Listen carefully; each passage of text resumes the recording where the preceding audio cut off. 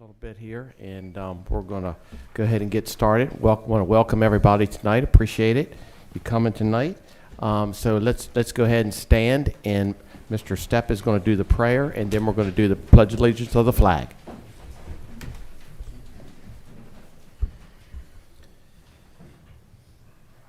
Heavenly Father, thank you for this glorious day, and thank you as always for your compassion, your light, your wisdom, your unending love. Father, please continue to bless this wonderful county we call home and bless all who live here. Father, may we simply seek revival in you. Your word is ever true in 2 Timothy chapter 4, verses 3 and 4. For the time is coming when people will not endure sound teaching, but have itching ears. They will accumulate for themselves teachers to suit their own passions, and will turn away from listening to the truth and wander off into myths. Father, we thank you for your guiding path towards such a revival that is offered to us in Romans chapter 1, verse 16. For I am not ashamed of the gospel, for it is the power of God for salvation to everyone who believes. Father, thank you for the opportunity to serve you by serving the citizens of Talbot County. Father, thank you for your continued blessings of true and real unity, and please continue to use Talbot County as your model.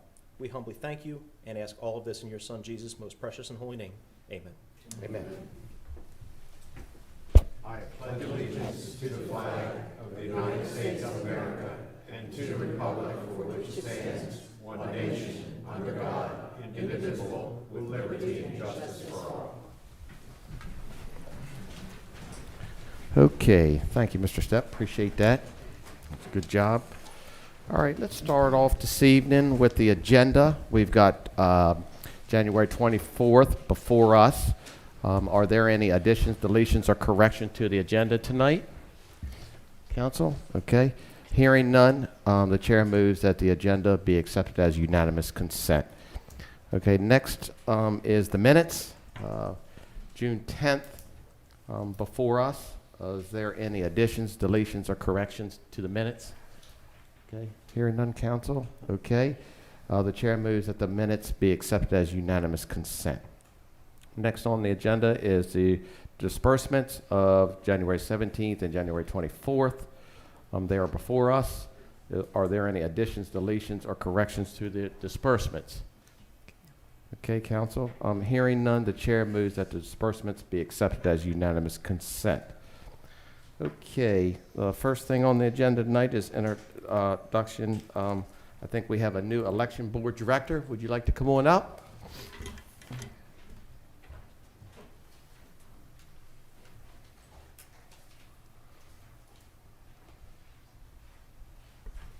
Welcome.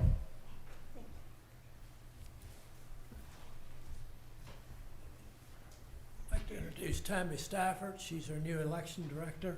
Okay, Joe, could you tell everybody who you are? You're the big deal. I'm Come Joe on now. I'm Joe Sechrist. I'm the president of the election board. Okay, I appreciate it, Joe. Appreciate you being here. She lives in Greensboro, which is not that far away. The last four directors we've had lived a fair distance away. Okay. Okay, great. Well, welcome, Tammy. Thank you. Yes. Thank you, Mr. Sechrist. Yep. Yep. Thank you. Good evening, council members. I'm happy to be here in front of you tonight. Mm-hmm. I'm here not only to introduce myself to the council and staff of the county, but also to discuss a key concern for the election office. We recently received a notice of the demolition that is scheduled for January 24th on the Talbot Business Park building. January 4th or June 4th? January 24th, 2024. Okay. Sorry. Okay. No problem. We also submitted a letter in regards to the relocation of our office space. This is a concern for us because the primary election for the 2024 presidential election is scheduled for April of 2024. At this time, there are no plans to move our facility. And we, excuse me, let me start. So staying in the Talbot Business Park building past December 1st will cause many challenges for the election board. As we will be in election mode at this time, the Talbot County Business Park facility provides necessary space that we need to provide a fair and efficient election in accordance with state law. This location is not just a storage space for election equipment, it is an office space that is staffed. It is the facility where we train our election judges, we hold canvass, and we also do analytics and testing on the equipment before it goes out to the polling places. In January, we would be staffing our temporary staff to do that, to begin that process of the analytics and testing. In February, we would begin training for our election judges, and in April, we would hold our canvass. And if we're scheduled to stay in that building past December 1st, we would potentially be doing all of that in a construction zone. It is imperative at this time that a location be identified for our office space, and a plan put in place by March 2023. And I did meet with Mr. Stamp last week and Jessica Morris to discuss my concerns and request a work session. Mr. Stamp and Ms. Morris were receptive to that, and Mr. Stamp said that he would schedule a meeting for us with staff. And additionally, I'm requesting that money be allocated in the FY 2024 budget for the election board office space. Okay. Thank you. Okay, thank you, Tammy. Mr. Stamp, you want to comment a little bit on that? Well, welcome, Tammy. Thank you. Congratulations. Thank you. And good to see you, Mr. Sechrist. Yes, we had a very productive meeting, and we do know that the county has to provide office and functional space for our election board, and we did have a constructive meeting. The intention at this point in support of council is to pull our staff together, the county engineer, our GIS representative, and the gentleman in charge of facilities, have a discussion the next couple of weeks about options, both current, interim, and in long term, and be able to come back to council with a recommendation. But we recognize the challenge. I know you do as well. Right. I have briefed you on this, and we will work with the election board to come up with a pretty clear plan for the 2024 election so that you can function adequately and then into the future. Thank you, Mr. Stamp. Council? No comment. No comment? Yes, go ahead. I think I certainly appreciate how important the security of the voting machines is, and all the testing and everything that you need to do with it. I know that even if you didn't have to move out of the Talbot County Business Park where those machines are currently stored, as it is, the situation is far less than ideal, because your offices are in one place and your storage of these machines is in a completely separate place, and keeping an eye on them is an issue. We need to do better, and I think this council will do better, and we will respond to your call, and look forward to working with you and working out a solution. Thank you. And I will piggyback on that. Rest assured, we will have you on a location, because this isn't new to us, and we've been thinking about this for a while now. So we just, we got things that are moving in a great positive direction for you guys. So it's just a matter hopefully in the next 4 to 6 months, we'll have something in concrete and can take care of you guys. But rest assured, we will have you a place. Thank you. Yep. I look forward to working with you. Yep. Thank you, and welcome. Thank you. Well, thank you very much. Thank you, Joe. Thank you. Did you have something? I'm sorry. No, Did- I had Okay. just a few questions. Excuse so- me, 1 second. Yep. Sorry, so Councilman Step. Yeah, thank you. Yeah. So Tammy and Joe, thank you guys for actually having me out to your meeting last week. It was very informative, and congratulations on the new position. So thank you. Thank you. There was a couple questions that came up that I was curious about, just out of personal knowledge. You mentioned there were issues with the ballot marking devices. Can you explain what that is and what were those issues? So there was no issue with the ballot marking device. Okay. What we observed during the primary and the general election was that the ballot marking device usage had increased from past elections. Okay. What is that, if you don't mind me asking? The ballot marking device. Yes, ma'am. So when when a voter enters the polling place, you have two options to mark your ballot. Yes, ma'am. You can mark it by hand, or you can use the ballot marking device, which is essentially an electronic screen that you will mark your ballot. So the electronic version versus the paper process. Right. Okay, gotcha, thank you. You do not vote your ballot through that machine. What happens is the ballot is marked, and then a sheet of paper, it's long and narrow. Mhm. It then goes into the scanner at the end of the process. Okay. But the issue is, because of a lawsuit that the state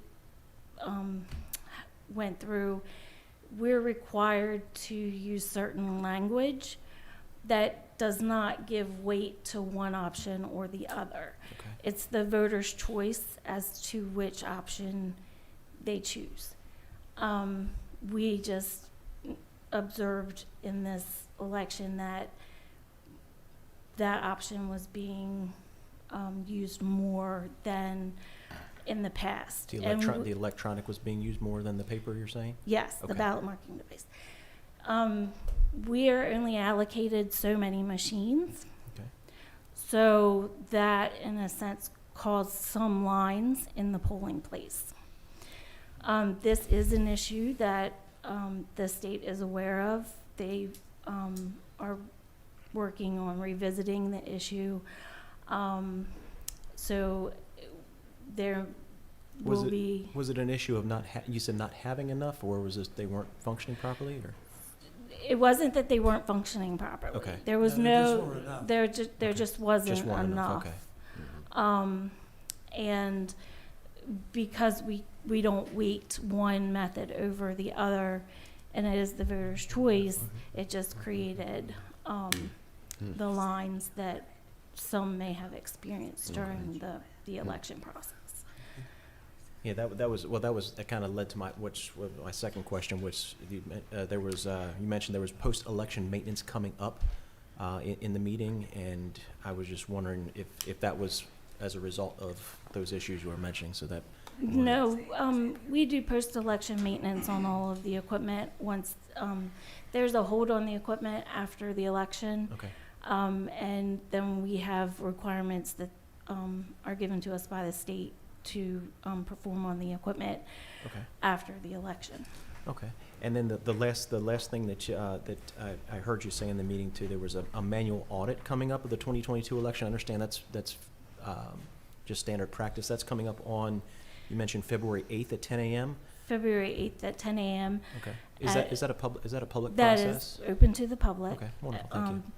And it will be posted on our website for the time and location. Okay. Wonderful. Which Thank you. the location will be at the Talbot County Business At the Park. business center. Okay. Wonderful. Thank you. Thank you. Appreciate it. Is that it? Anybody else? You good? No. Okay. All right. Thank you, guys. Really appreciate it. Thank you. Thank you. Thank you. Okay. Okay, next up is the Neighborhood Service Center. Is Marilyn here? There she is. Hey there. How are you? Good evening. Good evening. Doing well. Glad to be here. That's Thank you great. for the invitation. Yes? So, for those that don't know, I'm Marilyn Neal, the director of the Neighborhood Service Center, and we're here to provide a presentation to reintroduce ourselves to the new council members. Okay, that's good.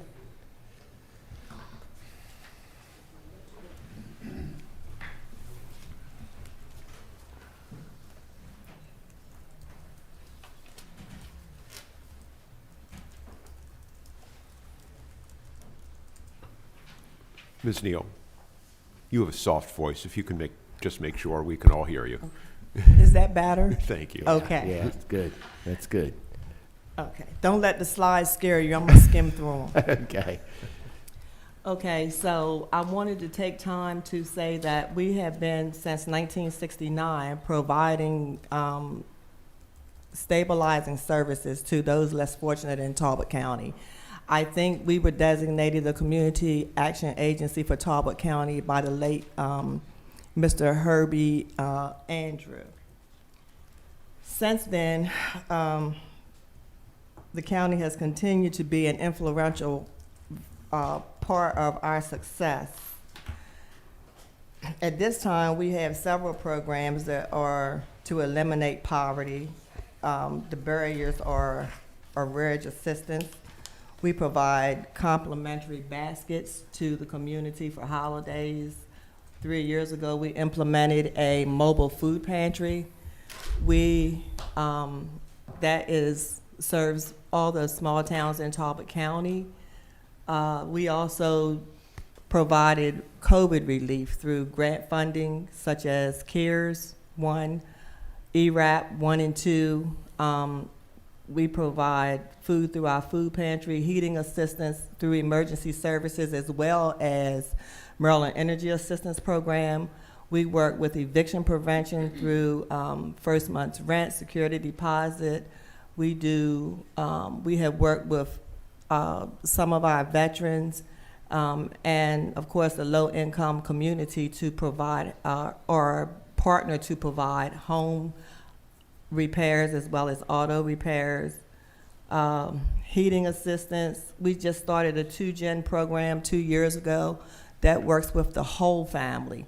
That works with every generation in a household, which many times is the grandmother, the mother, and the child. So we look at the whole family so that hopefully we're able to stop that poverty with the child.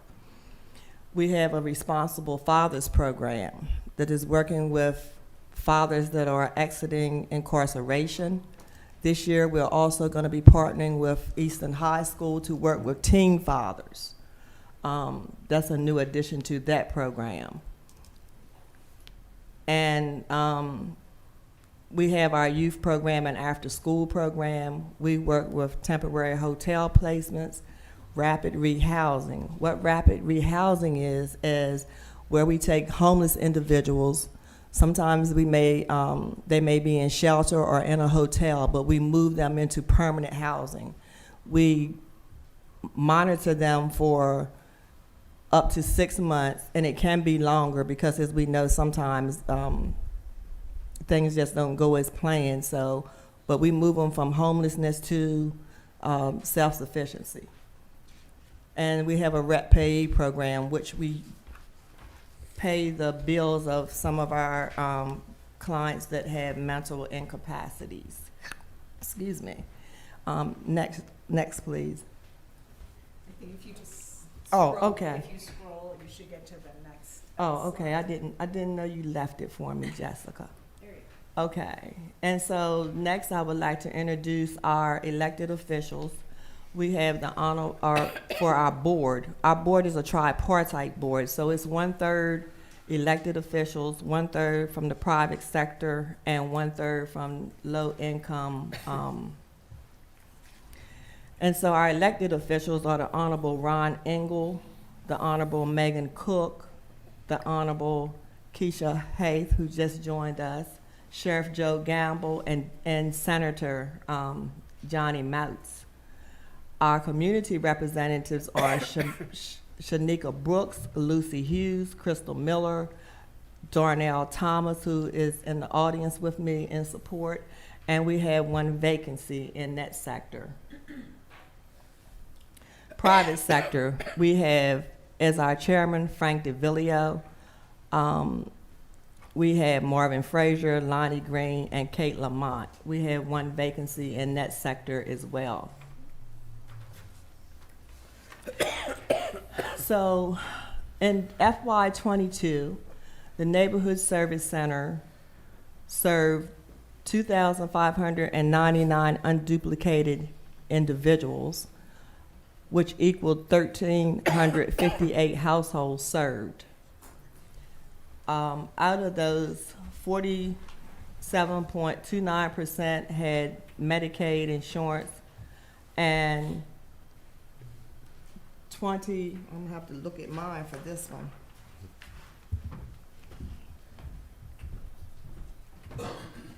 And 35.71% was up to 50% of the poverty level. 18% of those were disabled. We served 38.09% men and 61.91% were women. The household demographics, 1,133 were Black or African American, and 1,036 were white. The other ones were made up of multi-races.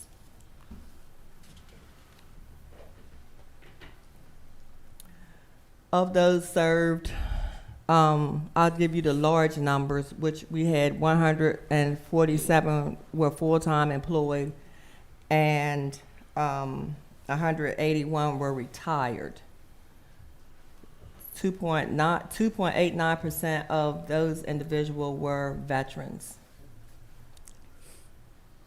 10.08% were Hispanic, and 9.12% were without health insurance.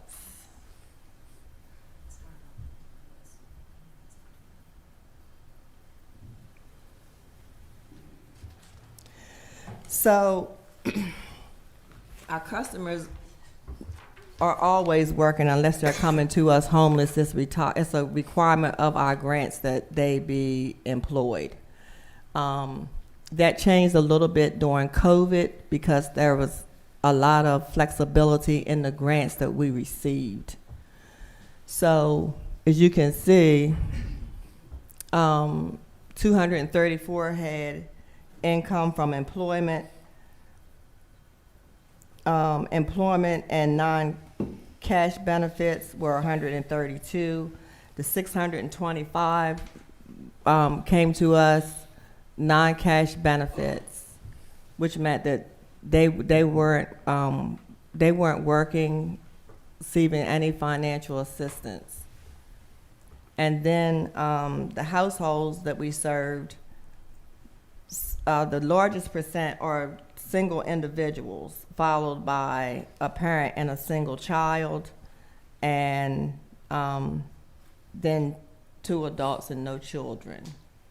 And I'm skimming through, but this slide will be found on our website.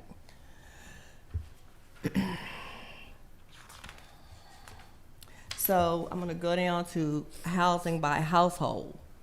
The largest services we have are renters, which is 670. And then those that own their homes are 363, and those individuals would have been served by the Maryland Energy Assistance Program, the ones that own their homes. We cannot service individuals outside of renters, which is, I wish that would change, but I don't have the power to do that, which is where Talbot County funds come in very useful to us because it helps us fill gaps. So source of insurance, as you can see, most of the people we serve do have insurance. Medicaid is 1,142, and Medicare is 643, and then it just trickles down to the other sources. Income, the largest source of income by those we serve are Social Security.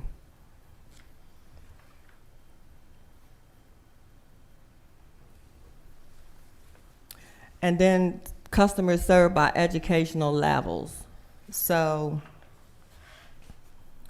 30% of the individuals served were from grade 0 to 8. 5.01% have an education of 9th grade to 12th, and these are 24 and plus in age. 13.37% high school graduates, 2.09 have GEDs, 1.07 have some secondary secondary education, and 1.19% has 2 or 4 years of college. So 76.78% is unspecified. So unfortunately, we do have clients that we serve that have a college degree. And FYI 2022 impacts of services.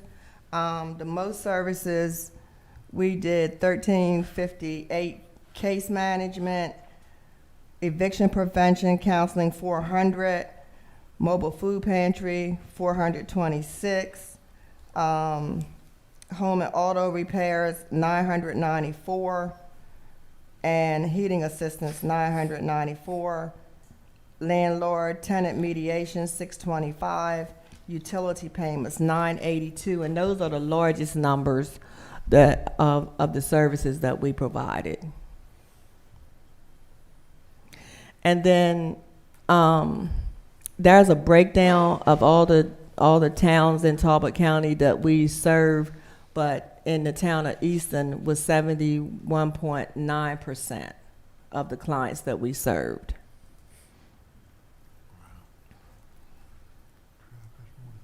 And then this just breaks down a little bit in more detail of, in Bosman, for example, the largest number we served there was heating assistance of seven households, and the mobile food pantry was 6 households. Then you look at Cordova, which was 54 households for utility payment and 57 for housing assistance. Those were the largest areas there. For Claiborne, is our largest area there is food pantry, which is only 5 individuals, and we serve 1 ERAP client there. And ERAP is for an acronym for emergency rental assistance. So the heating assistance for Talbot County was the largest service we provided, followed by utility payment, the ERAP program, mobile food pantry, and holiday baskets. McDaniel, the largest service was first month's rent, and Newcomb was a tie between heating assistance and utility payment. Navet was heating assistance, was the largest service we provided there.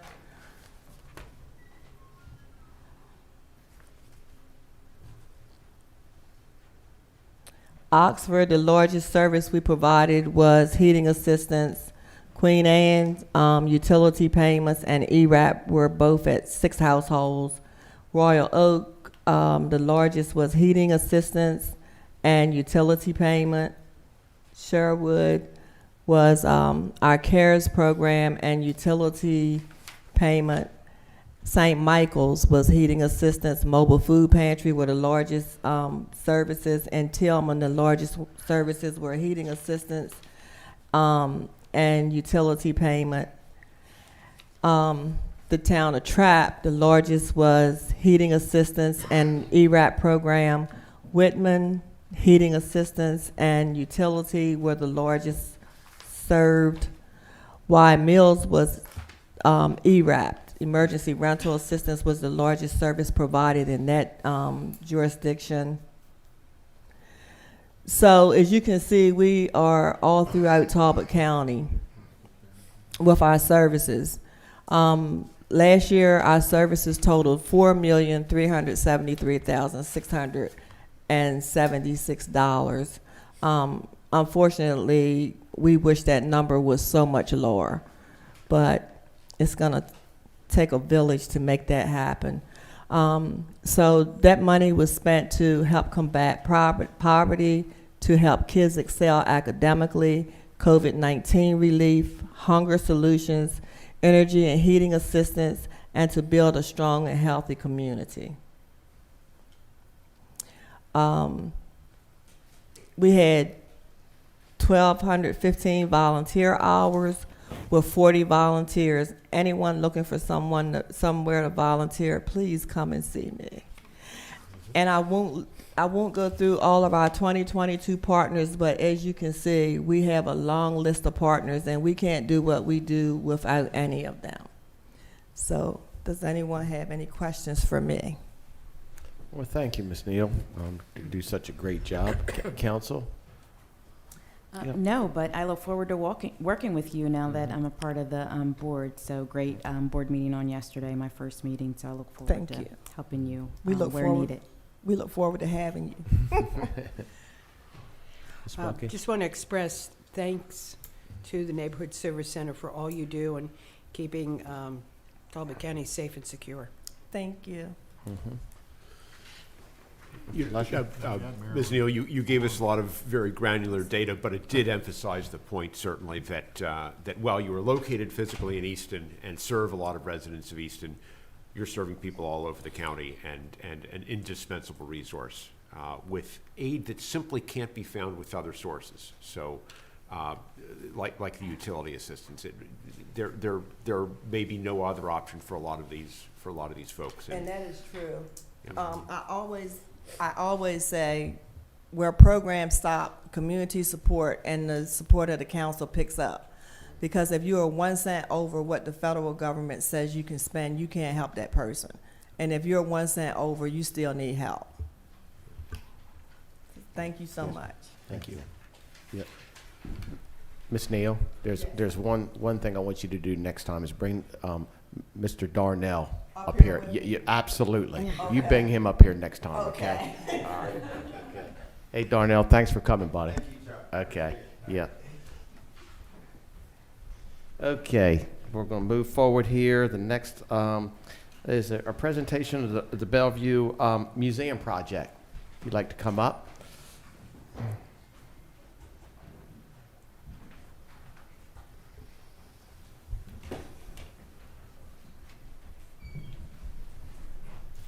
Welcome.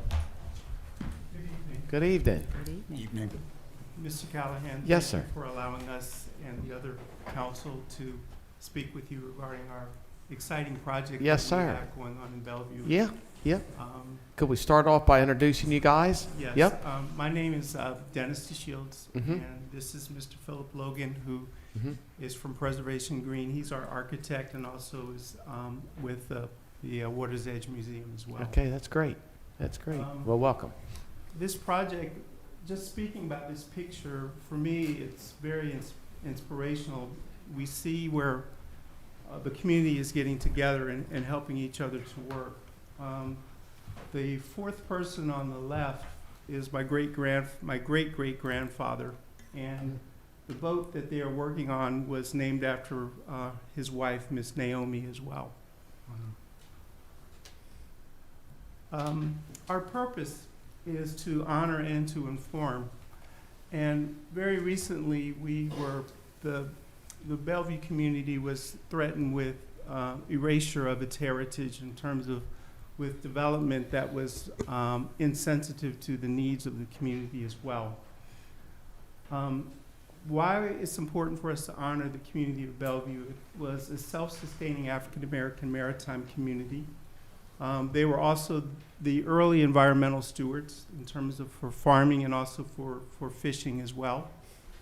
And there are many notable accomplishments of the Bellevue residents. There is a high percentage of college graduates, entrepreneurs, members who served in the military, and these are things that we don't know a lot about. And this is one of the reasons why it's important for this exposure to be brought forth. And as everyone knows about the Turner family, and this was one of Maryland's few African-American owned seafood companies in the Maryland community. Who's going to benefit from this? The Bellevue community, economic tourism, as well as students of all ages. This is a picture of the inside of the proposed museum. As you can see, it's a very small museum with a very small footprint. This is one of the last commercial structures of the Bellevue community. The only other structure that serves the public is the St. Luke's Church. So of the two, this is the last remaining commercial structure that we have in the Bellevue community. There's such a rich history in the Bellevue community that our purpose of the museum is to tell that story to all that are willing to listen to the story. We also want to make Bellevue a culture heritage destination and not just a pass-through from going to Oxford to St. Michael's as well. We were recently featured, the community of Bellevue was recently featured on MPT, also was on a podcast, and there is an upcoming PBS documentary which will also feature the community of Bellevue that is, I believe, is coming out in April. Economic tourism is also would benefit from the museum. It's located on the Chesapeake County Country All-American Road. It's walking distance from the Bellevue, Oxford Bellevue Ferry. And we have a collaboration with the Water's Edge Museum, which is located in Oxford, and they celebrate the the African-American founding fathers of the Eastern Shore as well. It's going to be an important heritage site on the Eastern Shore, and most importantly, it's going to be free admission for everyone. As you can see, this is what the current building looks like. It used to be a restaurant called Pick's Place. It's not a very large structure, as you can see, but it is in a state of disrepair at this point. Who also benefits are students of all ages. We, again, will have a collaboration with the Water's Edge Museum. Because of the small size, we are looking at using technology to, number one, to be able to portray the message through the building. And also with that, we would also have engagement with the younger community. Also because of the size, we have to be creative, and we were looking at rotating the exhibits that we have in order to keep people engaged in the project as well. We also plan on doing education and environmental stewardship. And this year we hosted the Washington College Vernacular Architect Field School, which we had 11 African-American students. Most of them were postgraduate students, so we had college students, students working on their masters, and also students who were working on their PhDs. On the right is Dr. Sharappa, who is in charge of the program. And through this program, we were fortunate enough to have with us our new managing director for the Water's Edge Museum and the Bellevue Passage Museum, Ms. Monica Davis. If you can raise your hand for us.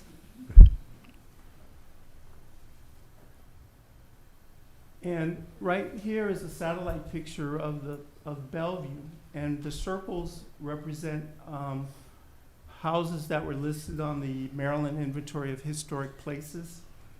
I will tell you that approximately 90% of those homes are no longer there, or they are in a state of disrepair. And this gives us even more urgency of telling the story of the Bellevue history as well before the culture is lost. And I'm going to turn it over to Philip to discuss the concept plans. First of all, thank you very much. And I want to thank the Shields family. There are representatives here. You all know the Colonel, Dennis's father, who is a landmark in himself as a Tuskegee historian, and a lot of the information that has been collected and would be part of this museum is information that he's collected over the years. What we have done is work collaboratively with Talbot County Planning and Zoning, with the DeShields family, and actually the community of Bellevue, and also the parks working closely with Preston. And we've looked at ways to make this an important feature and also build upon the master plan for Bellevue, and working with an individual property that is privately owned, which is in the smaller upper left side here. We realized that the property was too small to really present the museum in its best light. So working with the park, we then located the museum in the arrow, the cursor is pointing it. So that is the actual size and shape of the old museum building that Dennis was pointing out. We've pushed that out into the park land, and so that it is a signpost essentially as people enter by car from St. Michael's down the Bellevue Road, as well as when you see it from the ferry when you come along the road. This is a blow-up of the site plan, which now engages the private property and the museum site. We have features such as a kitchen garden, which would become a teaching garden, as well as a teaching composting. We will be adding outdoor classroom spaces, and the idea is to engage the parkland that is not very well used at this point, but we want to improve it by also adding, repaving the existing basketball court, looking at ways to improve it, as well as create the environment for the museum. The old museum building will be restored to, again, convey the history of what was there, working with technology, create digital replicas and information. And the gallery, which is the support space, which is the upper left, would hold all the tangible artifacts, whether it's prints, photographs, artifacts from the Turner legacy, and also have staff on the upper level. We have received strong support from at a state level, and actually at a national level, we've been receiving a lot of support and recognition, as Dennis has mentioned. We have grant money that is in place, and in-kind contributions are in place. We wanted to present this to you to show you the direction that we're going. We have the support of the parks. I believe you received a letter from Preston as well. And is there anything I missed? I think. Yep. Thank you. Thank you, guys. Great, good job. Really good job. I'm going first. You're going first. That's your town. Come on now. So, Dr. DeShields, this is a great project, and of course, having my grandfather a waterman in Bellevue and growing up there, I certainly love the presentation, and we definitely have to preserve the African American history in Bellevue. So, kudos to all of you and your team. Of course, I'm a little biased. I think Doc and Doc are amazing contributors to our community here in Talbot County. Doc Mary back there hiding, and Dr. Dennis here. So thank you for this project. Thank you. Thank you. Thank you for all you do. This is an exciting project because I've always, as an American Studies major and a graduate of Washington College, I am very cognizant of historic places. And I always considered Bellevue to be the Tulsa of Talbot County. And it deserves preservation, and what you're doing is just fabulous. And I'm so glad to be able to support that. And you're working with a great guy, Phil, that's going to help, Philip, it's going to help you get there. So I'm really excited about the project. Thank you. Okay. Mr. Lasher? I too am encouraged by what I see here, and thank you. A couple of questions. The building that you're proposing to move to this site, I guess it's moving all of about a block down here. You mentioned it's passed as a restaurant. Is this the building that started as the Valiant Cash Store? No, from my understanding now, I'm learning, every day is a new learning experience for me, but it formerly was near Dawson Street, and it was attached to a home, and they served as a restaurant for the watermen. But the name of the restaurant, from my understanding, was called Pike's Place. And so the building and the home were separated, and then it was moved down the block and was kind of sitting on blocks for maybe about 20 years. And then it was moved to its current site, which is just a temporary site for it right now. So it's been moved twice already. This will be a third move. So there's nothing sacred about where it sits right now in terms of, in historic preservation, we like to preserve things in place when that's possible. You said that, of course, this site that it's on is too small to serve the purposes, so that's the rationale for moving it. Yes, and, Here. and also it will give more visibility to the public and also Sure. protect the community itself in terms of giving them privacy too. By Great. moving it. Thank you very much. Thank you. Mr. Stepp?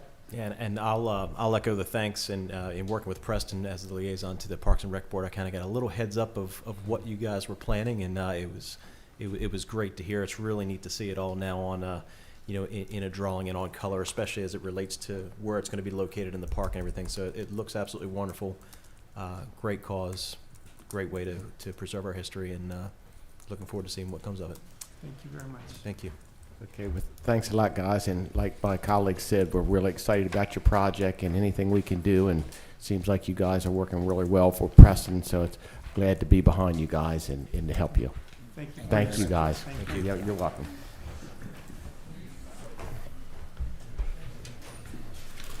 Okay, let's move on to County Manager Report. Mr. Stamp. Good evening, Good evening.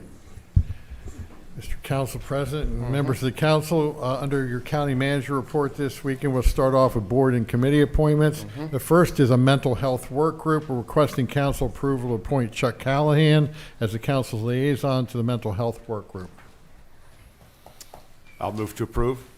I'll second. Okay, we got a motion second. Put me on the mental health board here. Madam Secretary? Mr. Callahan? Aye. Mr. Stepp? Aye. Mr. Lesher? Aye. Ms. Milky? Aye. Ms. Hayes? Aye. The next will be the short-term rental review board, requesting council approval to reappoint Michelle LaRocca to the short-term rental review board. I'll move to approve. Second. Okay, we got a motion second. Madam Secretary, could you call the vote, please? Mr. Callahan? Aye. Mr. Stepp? Aye. Mr. Lesher? Aye. Ms. Milky? Aye. Ms. Hayes? Aye. The next is requesting council approval to appoint Mr. Tad DuPont as the Town of St. Michael's representative on the tourism board. I'll move to make the appointment. Okay. Second. Okay, we got a motion second. Madam Secretary, could you call the vote, please? Mr. Callahan? Aye. Mr. Stepp? Aye. Mr. Lesher? Aye. Ms. Milky? Aye. Ms. Hayes? Aye. Next, I'll ask the Emergency Services Director, Mr. Brian LeCates, to come forward, please. Brian, as he's coming forward, he's going to be requesting council's approval to be a signatory to a mutual aid firefighting and emergency medical services hazardous materials and special operations assistant mutual aid compact between Talbot County and Calvert County, Maryland. And I'll give the floor to you for any details. Thank you, Mr. Stamp. Good evening, everyone. Good evening, Brian. So this is a pretty boilerplate memorandum of understanding for mutual aid agreements between emergency services. So for many years, we have been providing this service, and Calvert County has been providing this service to us. So anytime there is a water rescue box, or there's a boating accident or a medical emergency on a boat, multiple counties or multiple boats respond to that, because we always have some challenges when we're on the water. So this is just formalizing that, is all it is. We do have the support of the volunteer fire departments, because that's who it affects directly, because they are the ones with the water assets. So this is just between Talbot County volunteer fire departments, emergency services for the dispatch component and the EMS component, and we're just requesting council's support for the memorandum of understanding as a signatory as well. Okay. The only other thing I'll take this opportunity before you vote on this is just to recognize not only our emergency services department, but our dispatchers who receive 911 calls for emergencies in an area of the county where there are no street signs. And it can be quite complicated at times, and they do an outstanding job. And also to recognize our partners, the Coast Guard, our volunteer fire departments have the rescue boats, and also our watermen that oftentimes go out to assist as well. So it's a collaborative effort, and we run a number of life-threatening calls out in that area along with Calvert County, because in trying to find those locations, it's sometimes a group effort. So they do a good job. So just want to share that. Okay, appreciate that. Okay, we're good. So do we have a motion to go ahead and? I'll make a motion. Okay. Second. Okay, we got a motion second. Madam Secretary, could you call the vote? Mr. Callahan? Aye. Mr. Stepp? Aye. Mr. Lesher? Aye. Ms. Milky? Aye. Ms. Hayes? Aye. Okay, there you go, Brian. Thank you. Good Thank job. you. Appreciate Good it. job, Brian, thank you. Yep. I'll ask that Ray Clark, your county engineer, come forward. Ray's here tonight to ask council's support for awarding bid number 2208 in open-ended architectural engineering services. Recommendation award to initiate architectural design services and renovation in addition to the county's public safety complex. Ray will speak to you about details. Yes. Council, just for your information, we did hire Davis Fidel under our open engineering services agreement to do, I guess, the best fit space analysis of the building that was purchased in Mary's Court for the Sheriff's Office as well as Department of Emergency Services. They have laid out those floor plans. So the objective here is to take those floor plans that were developed and ultimately now put forth the necessary plans for the building renovation, i.e. the walls and whatnot, and then submit that to the town of Easton as quickly as we can. Again, we're trying to get occupancy for this building possibly by the end of the this year or by July. One of the things I would say right now, we're looking at 2 phases. The other phase now would also be building the addition, which includes the Sally Port and an addition for emergency services on the second floor of that where the Sally Port's going to go. And that is actually something that may take a little longer, which is one of the reasons we're trying to get this done as quickly as we can. As you all are aware, we have the business center, I guess, that will be closing down, and efforts will be made to go ahead and demolish that business center for the airport. So that's one of the reasons we're moving. Great. That sounds great. Just to add, I want to thank council for your support. The previous council did authorize and we purchased the Avon Dixon building on Mary's Court. It's a fairly new building. It will house the sheriff's office on the first floor, and it will house emergency services and a future 911 center on the second floor. It's exciting. Both the sheriff and Director Lacates are very excited about the opportunity to be able to better serve the community in that facility. Okay. Thank you. Okay, so is there a motion? Motion to approve. Okay, second? Second. Okay, Madam Secretary, there's a motion second to approve bid 2208. Can you call the vote, please? Mr. Callahan? Aye. Mr. Stepp? Aye. Mr. Lesher? Aye. Ms. Milky? Aye. Ms. Hayes? Aye. Okay, Thank thank you, Ray. Good job. And Brian, would you come up one more time if you don't mind? The final item I have for you tonight, council, is your consideration to support the Eastern Shore Legislative Delegation. Support them in submitting a bill for consideration in the state legislature that would authorize emergency medical technicians to participate in the law enforcement retirement program. This is a program within the state retirement system, which all county employees participate in the state retirement system. You may recall that last year the paramedics were shifted over to that retirement program.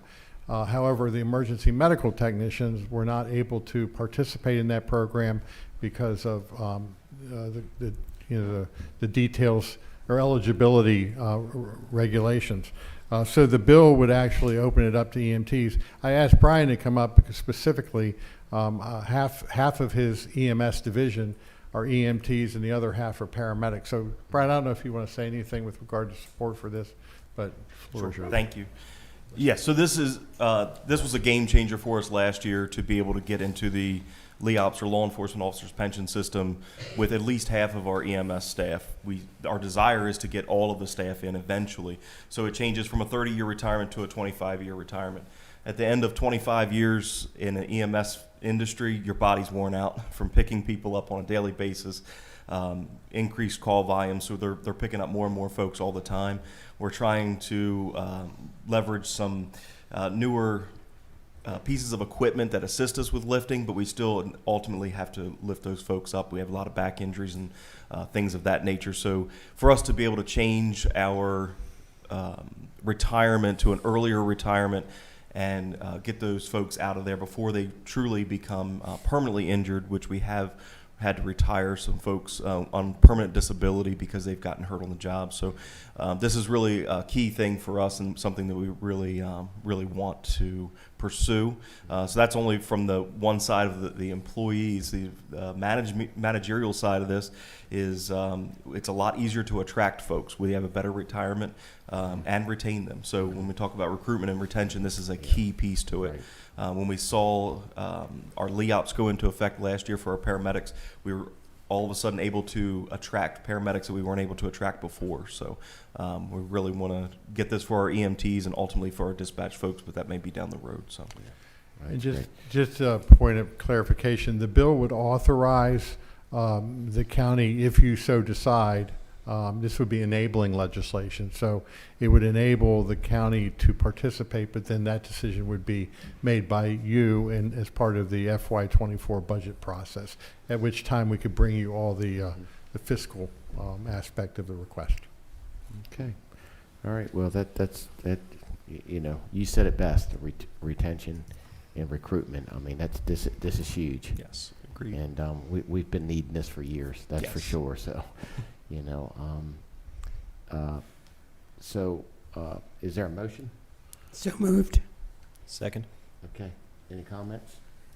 Okay. Okay, there's a motion second to go ahead and put the EMTs in the LEOPS program. Mr. Callahan? Aye. Mr. Stepp? Aye. Mr. Lesher? Aye. Ms. Milky? Aye. Ms. Hayes? Aye. There you go. Thank you, Brian. Thank you. Council, Okay, thank you very much. That completes your county manager report for this week. Okay. Good job, Mr. Stamp.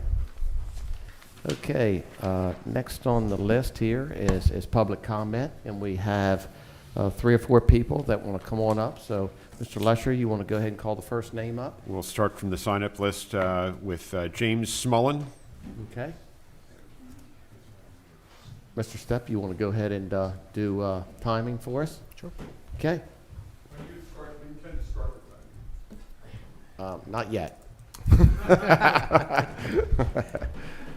It's like some setup involved. Yeah, we got a little setup there. No problem. I'm bringing this before you tonight. These are comments from people who were at the rally on Saturday. Okay. I'm bringing, I brought copies for the county. No problem.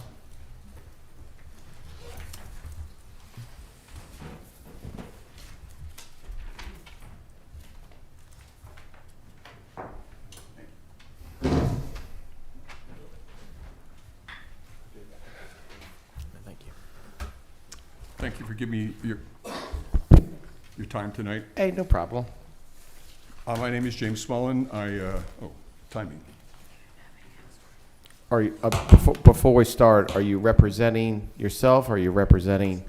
I'm representing myself. Okay, okay, we'll give you 3 minutes, and I'll be a little flexible with that, so, you know, don't go too long.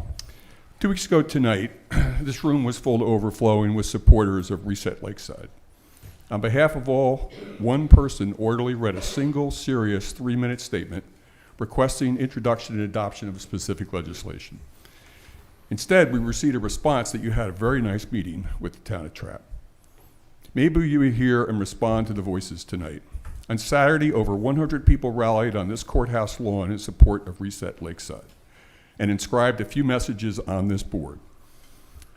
Another rally is scheduled for February 4th, and we will have many more messages inscribed at that rally. Having learned not only that Mrs. Haith apparently intends not to support our legislation, but also that consequently no other members intend to introduce it, these are the messages composed by your constituents in support of Reset Lakeside. Let's have an open vote. Take a stand on transparency. LaTrappe Creek is distressed. Effluent from 150 more houses with this existing sewer plant should not be allowed. We deserve transparency. The voters have spoken. Keep your promise. Keisha, stand by your word. Vote. Excuse me, I'm going to stop you right there, and I want to make myself crystal clear. You do not use council's names in these open comments. These are not my comments. These are from other people. I'm bringing. Okay, them to well, you. don't read people's our names.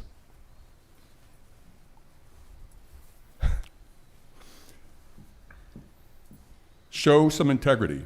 You made commitments. Do the right thing. Because it is the right thing to do for 38,000 citizens of Talbot County. What happened to your backbone? Vote to reset. Please vote. The residents of Talbot deserve a vote. A promise made is a debt unpaid. Ditto. You pledged to serve, now serve and vote. Please stop the additional water pollution pouring into Latrap Creek. Do the right thing. Rescind 281. Let's have some transparency. County council vote on it. It's your job. Vote or be voted out. Please be thoughtful. Ignoring this crucial issue do not make it go away. Ditto. We have transparency and will preserve our fragile environment. We want transparency. Please remember the facts, remember your word. Remember you are voting for our grandchildren. Transparency, clean hands, sensible growth for a new trap. Name of person who I cannot mention. What's with it? You promised to reset Lakeside. I voted you because of this. Ditto, ditto, ditto. Please vote to reset. Do what you need to do. Vote for reset and make Lakeside work for everyone in the county, not just Trap. Please take a vote and help protect our county. Vote to reset Lakeside. Please vote to reset Lakeside. Bring it to a vote. Vote on reset Lakeside. Vote reset. You promised. Take it to a vote. Vote on it. Vote now. Vote reset. Vote, vote, vote, vote. Thank you for your time. Okay, thank you. Appreciate it. We'll be back after the next rally. By the way, we'll be here every month. We're not going away. Hey, no problem. We You're worked welcome. hard. We You're worked welcome. hard. We were a significant portion of the voting block, and we are intend to stick with we'll this. be here too. Okay. Amen.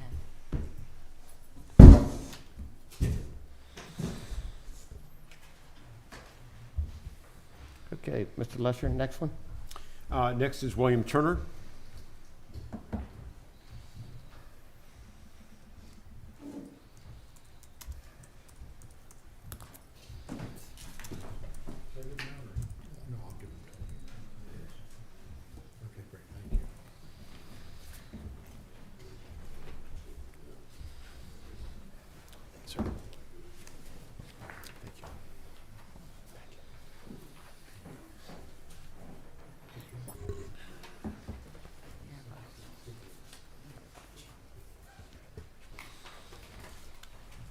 Okay, welcome.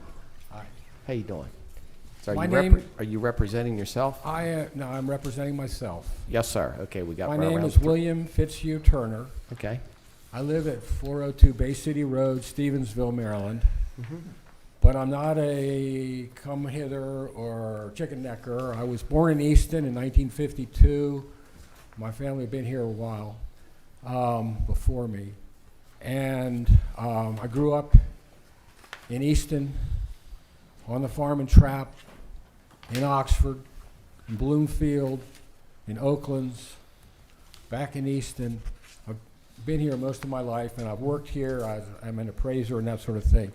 But I'm here to talk about the proposed new plant that they're going to put in Trap. That's going to go down into the, go towards the Choptank River side. When I was a little kid, you see a picture there on the front of my two grandchildren, 3 years old, on the Choptank River at Lloyd's Landing, about a half mile up from Miles Creek, where Miles Creek flows into the Choptank River. I grew up there, played in the river there. I grew up Bloomfield. When I was 6 years old, I was told I could stop wearing a life jacket when I could swim from Bloomfield over to Holiday Island and back. So we all jumped in when I was ready, and my mother and father and brother and sister, and we swam across and swam back, and I didn't have to wear a life jacket anymore. As I grew up sailing and motorboating, at 15 we had a motorboat that we could water ski behind, but Dad said we had to catch the crowd, we had to earn the money to pay for the gas. So my younger brother and I got up at 4:30 in the morning. I got a license from Talbot County, and I was a waterman running a 1,000-foot trout line. And we water skied all afternoon, and we ate crabs in the evening. and sold them over at the carryout in Oxford. About 15 years ago, I had a cut on my hand, and it wouldn't go away. And I went in, finally I went to the medical place, and they said, first question they had for me when they looked at it, they said, have you been swimming in the rivers? And I said, no, I don't think so. And she said, well, we got a lot of problems with the water. And that's why I'm here. Right now, and I've talked with Mr. Abbott that runs the Easton wastewater treatment plant. They test for phosphates, nitrates, and biohazards. Oh, and I want to add, I also work here. I have an apiary on the farm, and I'm raising bees. And my bees, and I mentioned at the hearing with the Department of the Department of Environment, that I'm concerned about my bees flying over to the proposed sewage treatment plant. And the problem is that they are not testing for PFABs, which are permanent chemicals, and I've got a little bit of information on that in there about PFABs. They're not testing for them, but they are very bad, and they're in the fish. And if you eat fish that have PFABs in them, which they all do today, then you're getting them into you, and you don't expel them. And then we have this new problem, which is very new. It's more out of the college and universities, are pharmaceuticals. When you take medicines, depression or aspirin or whatever you're taking, it goes through your system and back out in the water, and there is nothing being tested, nothing being done to clean them out. Now, the EPA is working on new programs. State of Maine has started to make it illegal to do spray irrigation unless you've tested for PFABs. California is working on it. North Carolina, there's all kinds of studies on it. And, well, 45 years ago, Talbot County said, Route 50, let's make a divide. I think it was 45. I've been appraising longer than that. On the west side, we'll build houses. On the east side, we're going to keep that farmland, and we're just going to try not to have anything get into the Choptank River because it's important. That's a very important river. I think it was 10 years ago, Talbot County said, you know what, Easton's growing too much. Let's put a green line around Easton and stop growth going out further. Talbot has been ahead in protecting the environment. Now I'm going to ask you, step a little bit ahead, and I think reset, the reset Lakeside is part of the venue so that you can go back and say, we want this new plant, this brand new sewage treatment plant to not expel PFABs and pharmaceuticals into our waters. Be the first ones. You can do it. I'm asking you to do it, please. Okay. These are my grandsons. They're 3 years old. Mm-hmm. I worry about them going into the water today.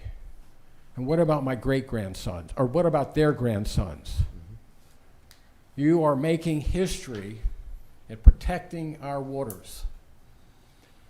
And if you think the trap is going to do a good job of this new plant, then look at what they've been doing with the plant they've got. They haven't done a good job. Don't give them the opportunity to do a new one, because you may end up owning it, or Talbot County may end up running that one like you have to do with St. Michael's. And you spend millions of dollars to stop houses from dumping things out of their houses all the way down to Bosman now, and Tunis Mills, and Bellevue. Let's not get it bad in a new spot. Thank you. Thank you. Next Okay, is Tom Dennis. Okay.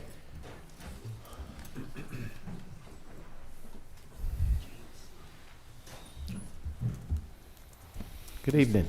How are you, Mr. Good. Callahan? How you doing? I will respect your request of not addressing individuals by name, but appreciate that. By reference, I'll do it diplomatically. My name is Tom Dennis. I'm a resident of Easton. in Cook's Hope. I am a retired electric utility executive and a lobbyist of some 35 years in Washington. I spent a lion's share of my career in strategic planning, economic development, and I would like to throw out for the council's consideration a perhaps different approach to Lakeside, and that is an adequate public facilities ordinance. I think we ought to be doing it as a jurisdiction. I know that you have intergovernmental problems with TRAP, it's obvious, but there are other towns in the county as well. Were I on your side of the dais, I'd be asking the following questions. What does Easton say about the impacts? What does the medical community say about the potential impacts? What does Sheriff Gamble say in terms of the provision of public safety? And a range of other services that are integral to the operation of a community that we live in. We have, luckily on the council, someone who is involved in the utility industry, who understands the provision of that service, and we have a gifted attorney who has been involved in these pursuits, as well as someone involved in economic development. And I would assume that all of you, and we have a developer who has seen the other side of this. We've got to get on with the business of planning. And the idea that the council has no role, I think, is inappropriate. You have a very important role to play. You got communities here, there are going to be impacts. We have a program that the Congress has enacted that will provide the largest injection of financial capital that this state has ever seen in terms of infrastructure and money for climate. And this is the fastest growing area in the state. So we need to be looking at this. So I would commend you to consider the pursuit of a adequate public facility ordinance. I think it's overdue. Even TRAP could have them, and other communities as well. This differs from an impact fee in a substantial way. So I hope you would consider it. Thank you for Yes, the sir. opportunity to share some ideas. Okay, thank you, Mr. Dennis. Appreciate it. Okay. Mr. Lesher? Those are all the names that have signed up in advance. Okay. That's all the names are on my list. Would you? Yes, ma'am. Come on up. Yes, ma'am. Hey, no problem.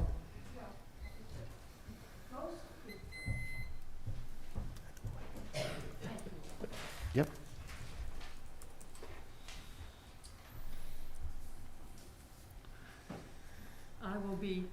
I'm sorry. It's Do you okay. need my name and address? Yes, ma'am. Susan DuPont, 6870 Yep. Travelers Rest Circle, Okay. Easton. Yep. My first thing is to congratulate those of you who were just elected and welcome, and thanks to all of you as you start your terms to serve the county citizens. I really am going to be shorter than I intended to be because so many people have already said what I would say. Mhm. Plenty of questions to ask, and I'll include that in a letter and then hope that I can get answers from you all about it. But I too believe that doing a reset for Lakeside provides us all sorts of opportunities to slow down and work with TRAP, work with each other, and that you all going forward will take care of the 38,000 of us, and going forward in the future to the not yet even born great-grandchildren. Thank you. Okay, thank you, Ms. DuPont. I appreciate it. Okay. Anybody else on this side? Yes, ma'am. Come on up.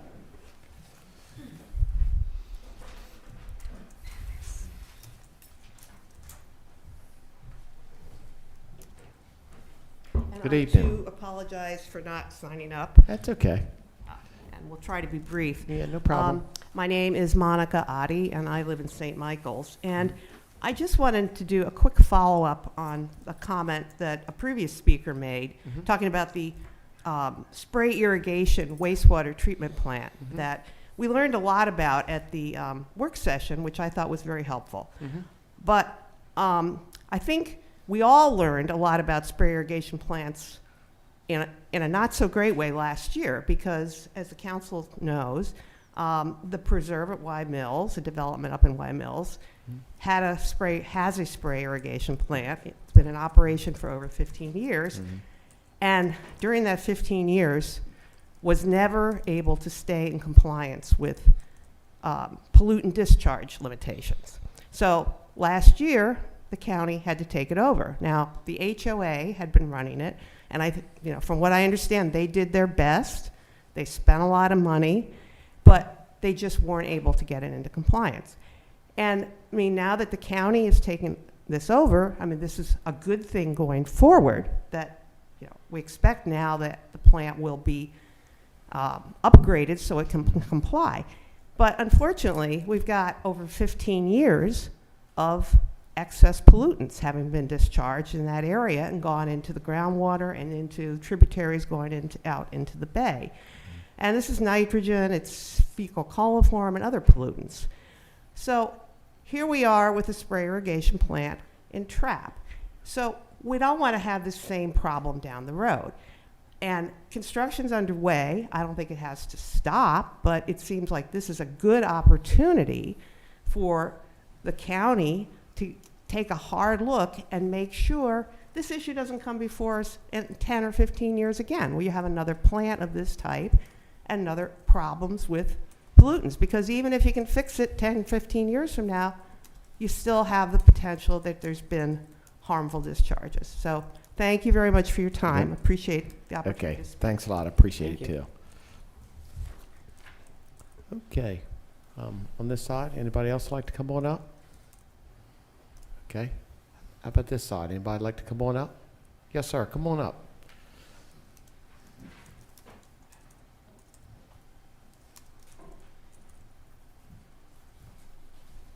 Good evening, everybody. My name is Bob Flower. I live in Trap, Maryland, in the Ferry Point area. I want to be short and sweet. I just think 2,500 homes in Trap is insane. 2,500 homes in Trap. I've got grandkids in the schools. The schools are at capacity. It's just insane. Thank you. I don't know how anybody can think otherwise. Okay, thank you. Appreciate it. Okay, anybody else would like to come on up? Okay, you're welcome to come on up. Anybody else? Yep, come on up.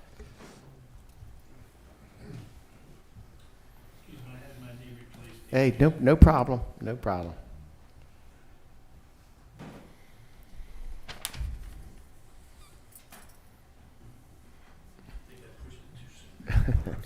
Got you.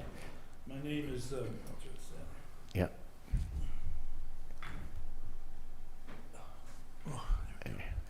My name is Chuck Powers, and I live in Talbot County. I'm an engineer, 40 years, retired. Chemical engineering, wastewater plants all over the world. Did a lot of work at DC Wassa, for example, places like that. I moved here permanently 2 years ago, although I've lived on the Eastern Shore or owned or family for over 100 years, back and forth. I followed this entire Trap Creek, Lakeside, and all that. I've written letters to the previous council, and you, Chuck, and others. I followed the letter you wrote to the state about the traffic issues at certain intersections needing help. This obviously is going to add a considerable amount more traffic in certain zones. I actually went over to the state barracks and said, how's that intersection, which has no lights right now, the cross traffic and stuff?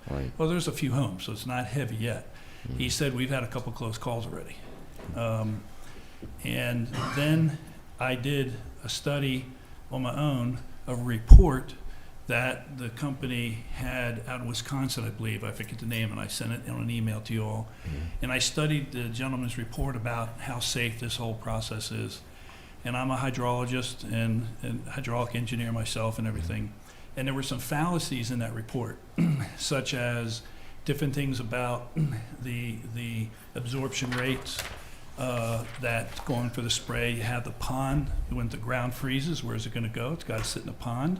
At the end of those 3 months, you got to take that pond as well as the effluent that's going to be continuing to be sprayed onto these fields, and it overdoes it, and it's going to be an issue. Recently, you all probably read Chesapeake Bay has been downgraded to a C-.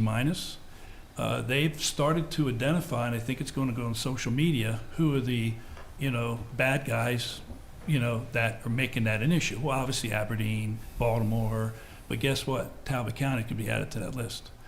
And that's a concern too, right? So then I studied, where's the water going? Everybody's put a lot of effort into that, okay, and there's no doubt. But where's it coming from? Excuse the way I'm going to phrase this, but we're pissing into our own water bucket. In other words, the water's coming out of wells. That well secretion, the absorption, they call it saltwater enhancement that comes in, that's a big issue in Dorchester County right now. All that effluent's going on the ground, and those water wells is massive amount of wastewater with 2,500 homes, maybe not now. That's coming out of the ground. So where's that ground getting it from? What's coming up from above? Farming issues over the years and stuff like that. There's a lot more distillers being purchased. Distillers take 100% of everything because it's got two-stage superheaters and all, not just the sand and the PVCs and the potassiums, but some of those issues that you hear about that are becoming more. There's even more chemicals we don't even know about today that's enhancing things. I just think somebody brought it up before that you ought to look at the whole picture and really where's this thing going. Because if the plant, I don't know enough about it, but if the plant is having its violations and it's already overloaded the current one in trap, if the new one being built is going to spray and they're going to do this, and then you have the other issues, you got safety factors. It's kind of like if you draw a picture, we can't stop growth. It's going to happen, right?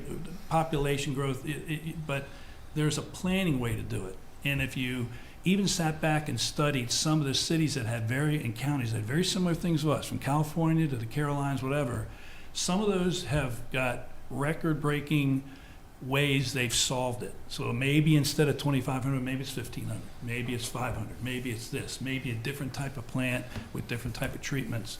But remember, where's that water coming from? It's coming from the wells. Where's the wells getting it from? Up above. Mother Nature, so it's going to become an issue, I think, long term, and it could be very detrimental. So all the emails and all I've written, no one has responded with anything like, hey, we acknowledge this, Chuck, and here's some good points. You sit down with the right people, with the right knowledge and the right, you can't cheat science, right? The truth is there, just by itself. Somebody with the reasonable amount of knowledge from both sides and all say, okay, how do we solve this proactively? So that the children, the grandchildren are talking about all these other things. Right. And guess what? Once social media takes over, and Chesapeake Bay Foundation, whoever's putting out these latest reports and stuff, starts saying, okay, we know it's downgraded, but why? And they start listing all these places that are downgrading it. That won't go well with anybody, right? Yep. So it's just an overall thing. That I just think appreciate it. A more way to look at it. Okay, but thanks a lot. Appreciate it. Okay. Anybody else like to come on up? Okay. All right, well, let's go ahead and close council comment. And I guess next would be close public comment, I'm sorry. And we'll go ahead and do council comments. And how about we start with Mr. Stepp? Sure. Yeah. Been a busy 2 weeks since our last meeting. Met with several of our leaders as well as our boards throughout the county, just to name a few. We had a meeting with the Board of Education, learned a lot about what's coming down from the state and what's going to be tasked of this council to make a lot of that happen. And also met with the I personally went to the Board of Elections meeting, again, hence some of my questions earlier, just to clarify some of the things from there. Had a wonderful meeting with the Parks and Rec Board. A lot of great things going on out to the community center. For those of us who are in the hockey family world, we should have ice this week, which is a huge win. You're also going to start seeing construction of the new gym over there as well, and pickleball courts eventually are going to follow. So a lot of great things happening out to the community center. And yeah, all things good. So thank you. Great. Okay, thanks a lot. Mr. Lesher. Yep, thank you. I've heard from a lot of you. I've heard from you tonight. I've heard from you on email. I've heard from you outside of the meeting. I've heard from you on phone.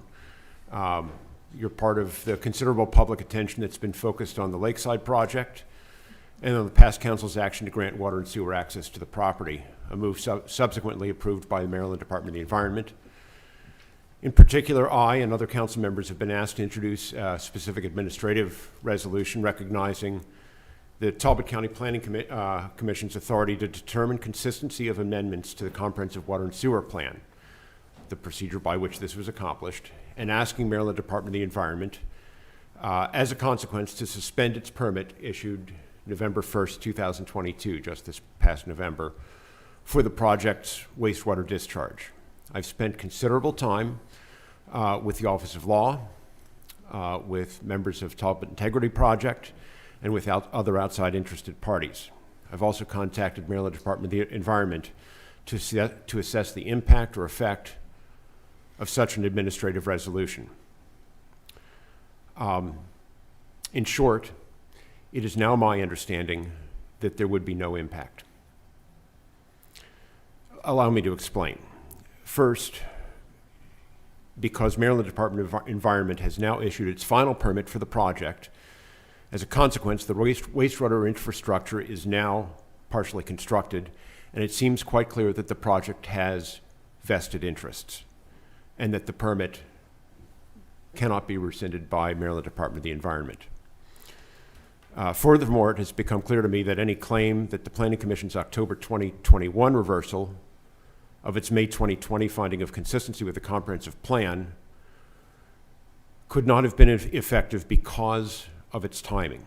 Had the Planning Commission made this reversal a reconsideration of its decision before the County Council approval of Resolution 281 in August of 2020, the Comprehensive Water and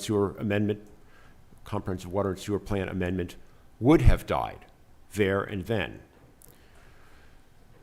The Planning Commission is a gatekeeper, and without this finding of consistency, the amendment cannot proceed to the next level of government, that being First County Council. But since the Planning Commission's action was not only post-dated Council's approval, it did not come until after Maryland Department of the Environment's approval of the resolution.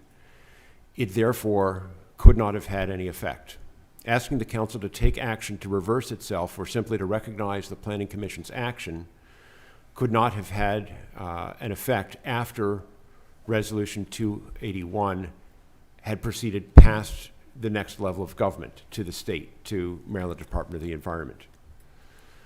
However, we should recognize that Maryland Department of the Environment, in the limitations of its final permit, dealt a significant setback to the lakeside development, which is conversely a significant win for those who have concerns about the project's scale and potential environmental impact.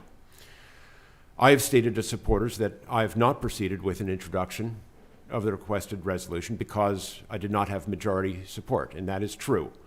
And I cannot articulate the rationale of other council members, but while seeking their support, I've received this additional analysis that has led me to the conclusion that the requested administrative resolution would now, at this point of time, not have the desired effect.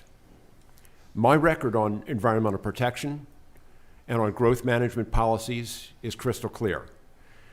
It's time that we recognize what can be and cannot be accomplished and set a vision for what we must do moving forward. As suggested tonight, an adequate public facilities ordinance is, I think, just one piece of that solution, but not the only one that I intend to work on in moving this process forward and setting a vision for this county. Thank you, Mr. Lesher. Appreciate it. Smokey. Yes, I have been working with Pete on this issue of the reset. And to the resetters, one thing that I see is that there was a major win, as he references, by MDE in slowing down the process. And I think I would like to look at the glass as half full and to take that win and then continue to work with that so that down the road, the various stages that they talk about, we have input into it. And I think that that's the best thing to do, and I concur and have talked with Mr. Lesher about where we stand with this.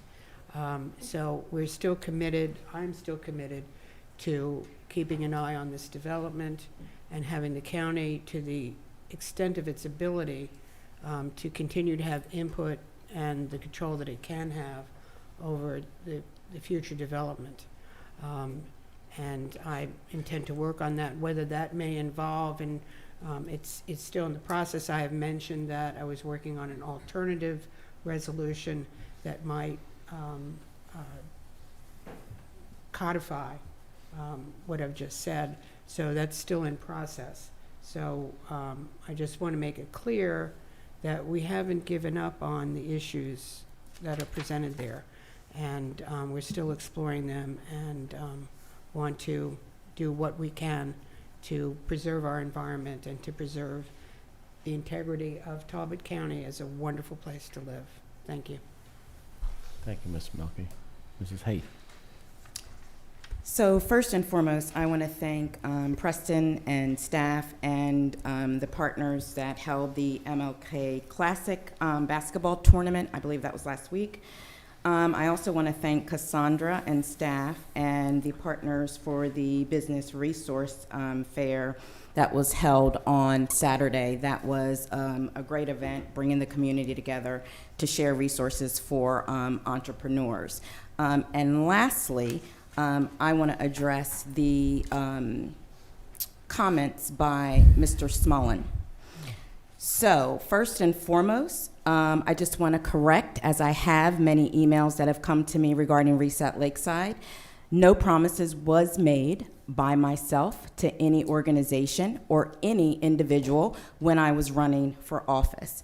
In fact, I want to put on the record and be clear to the Talbot County community that I was in fact harassed and bullied by Mr. Dan Watson, to the effect that I had to seek an attorney and send a cease and desist before the election, as well as contacting Sheriff Gamble because I was feeling threatened and a fear for my life. Sheriff Gamble was copied on the email that I sent to Mr. Watson because he was calling me late at night, texting and emailing. So I just want to put this out to the Reset Committee and anyone that's working with him as a part of this group, just to give you the truth. I stand by my ordination as a minister in this community. I do not lie, and will not ever compromise the Word of God. Thank you. Thank you, Ms. Haith. Appreciate it. So I'll go ahead and wrap this up. First of all, I really appreciate you guys coming up here and talk to us about Lakeside. And I've said that for the last year and a half or so that this has been going on. So the young lady over here that was talking about the preserves, I think that this council is showing that how important this county really is by taking that situation over. That you're right, that was a bad situation. Okay, but that was a neighborhood. Everybody's got to understand that was a neighborhood that didn't know how to take care of it. So now the county's taking care of that. Now we're dealing with the municipality. And we're going to be, just like we did a few weeks ago, we're going to be beside them, we're going to help them, and we're going to need your guys' help. That's what we're going to do. We're all going to work together. This reset thing, as Mr. Lesher said, in this resolution, is not going to happen. It's not going to happen. So let's pull it together, and like Mr. Dennis said, let's think of the opportunities. Let's think of the try to work this thing out. We're trying, in a year or so, the comprehensive plan is going to be re-looked at. I'm all for re-looking. We're going to have public input. We're going to have workshops. This isn't something that the council's going to ignore. Mr. Lesher, you've done a good job. You did a really good job. I know that was tough. I know during the election that it was tough, and you promised, okay? But your promise is, this council is gonna be taking care of the county. We're gonna do the best we can. And I commend you for coming up here and doing that, because it takes people like yourself sometimes to take a couple steps back and re-look at this. And I commend you for that.